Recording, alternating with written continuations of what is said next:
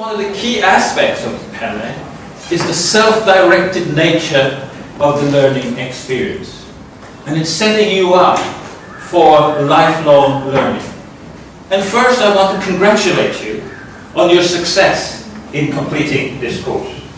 And those are some of the challenges, I think, the one faces when one has to read, write and think in a second, third or fourth language that's not your own.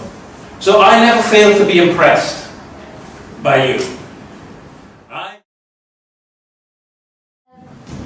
For my personal design, I choose to improve my writing skills. Sometimes I got a long reading list, so I have to do a lot of reflections and literature reviews. And another achievement, this is my first literature review assessment. This was really horrible. So it's got 57.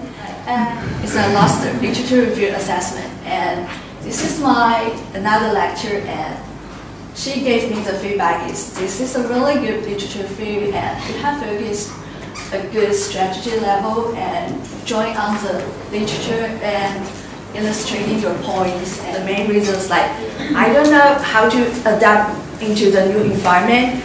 Sometimes I just ask myself, where is my community? But by working on my personal design, I found my community.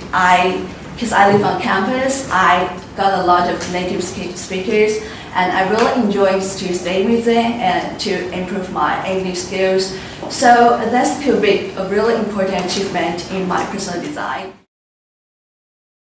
I wanted to improve my academic writing because I thought my writing is way too simple and way too informal that is too vague, and I just don't know which method I should use to improve it. And thanks to Guosheng. And this is my learning cycle. The first step is to do some research about normalization, and the second step is to analyze what is normalization in the context of other academic. So I mean, how do they use normalization? And the third step is to practice the use of normalization. After that, I will get some feedback from a third party, and finally, I will reflect on what I did and just find out the weaknesses that I have. Before I do it, I actually have the excitement to try out the new skills that I learned. You're excited? Yes. Wow. Do you guys feel excited about writing your essay? Wow. I decided to focus on intonation, especially at the end of the sentence for my personal project. My intonation seems to rise at the end of the sentence. The presenter stated that we usually raise our tone if we are asking questions or listings. Then I thought to myself, listing. Oh, that this knowledge leads to my third idea, which is my aha moment. I was thinking to myself, wait, now I know why my intonation seems to rise. It is because I keep making long sentences and don't know how to stop. So technically speaking, I always replace my sentence, they have full stops, right? So I replace that with a comma. So it keeps on rising and rising and rising and rising. Can you understand? Okay. That is my aha moment. Because now I can finally understand why is my problem all along. Future stuff came true, and for short term, I would like to volunteer myself to be one of the PELE mentors, especially joining the listening class. Unspoken, little laugh with my brother into the year where you broke again. The rest is still unwritten.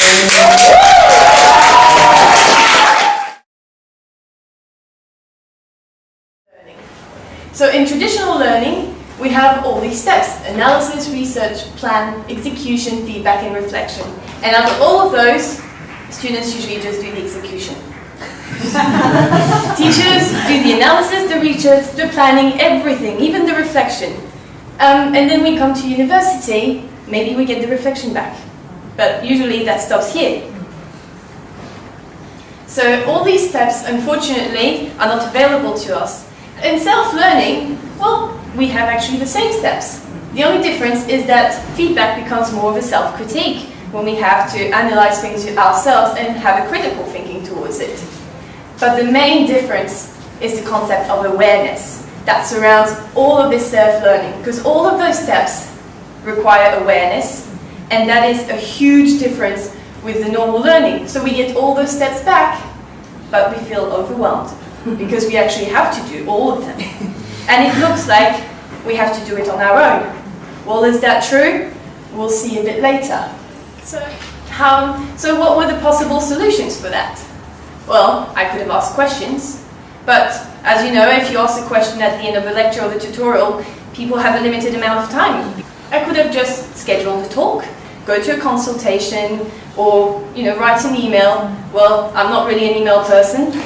I like to talk. So, and consultations, well, it's not something that is so popular in my country, I'd say. After reflecting and actually talking to Bosheng in particular, and then with Jason, I decided to take this different stance.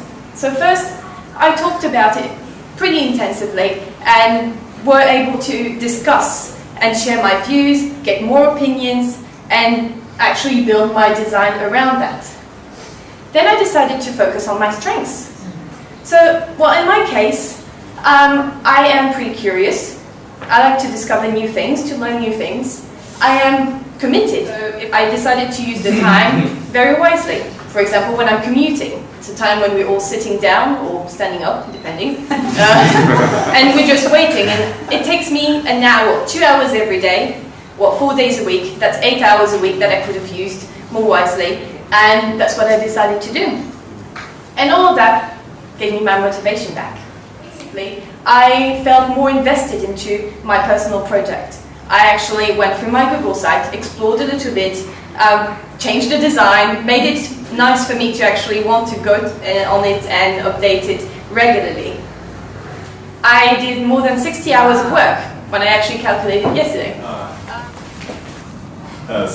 Easy, I just wanted to mention that obviously I can notice very big progress when you're presenting as you're focusing intonation, and so yeah, I'd just like to say congratulations. It's obviously worked really well. And thank you very much, Camille, for your presentation as well. It's very insightful, and I think it's excellent advice. And also, I'm very impressed by how, such a critical thinker you are in being able to analyze it in that way. So it's excellent. Yeah. Thank you very much, Jason.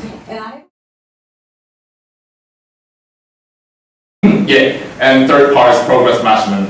So I tend to use 4 ways to measure myself. So the first one is self-reporting, which I mentioned before. And the second one is data analysis. And the third one is immediate brushing up. And the fourth one is sharing, asking people, and always the most effective way. And here is exactly this data analysis. I did my personal project. So I calculated correct rate, which is how many words I missed up and how many words I get from TV series. And I start from 40% and end up with 80%. So it's like 40% progress. But it's not like steadily increasing, but it's like up and down. So maybe at this stage from 50% down to 38%, I would feel very frustrated because it's like no progress at all. But actually, eventually we get progress. So trust the process. I would like to use a metaphor to describe how I feel about reading. So sometimes I feel reading is like climbing a tree. The branches and the tree trunks are structures, while the words are the leaves. And if you want to climb right up to the top of the tree, the key is to grasp the tree trunks and the branches instead of the words, right? But as a second language user, it sometimes might be too easy for us to get lost in the words.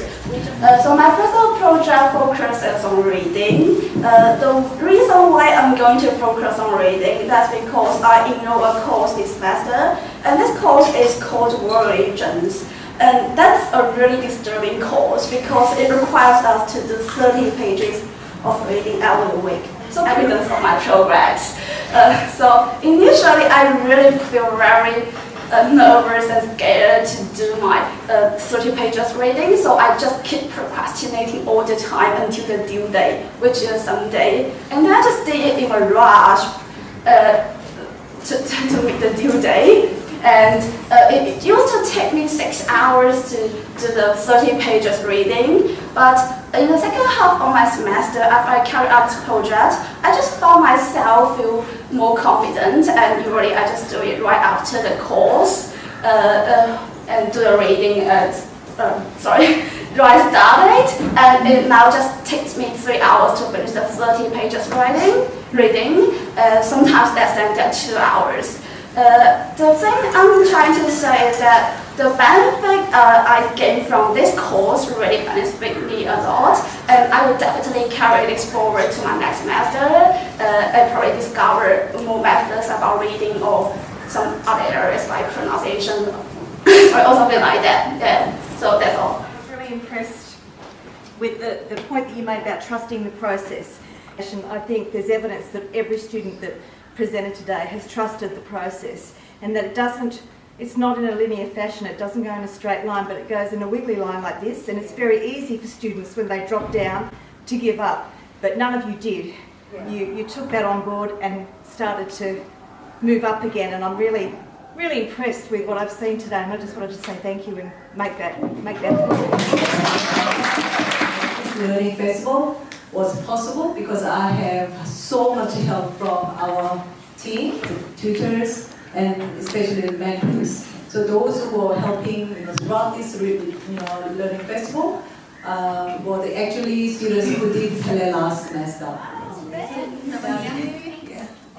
All right. Thank you very much.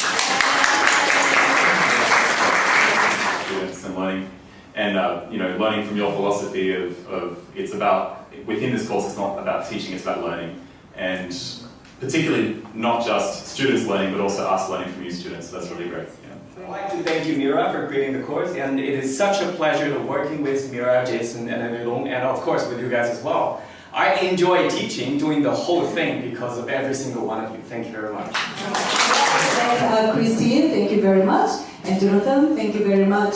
And also Tracy from the Faculty of Arts and Social Sciences. At the beginning, I said that in 2015, I was really impressed with the concept of PELE when Mira first presented it. Sitting here this morning, I have one word: awesome.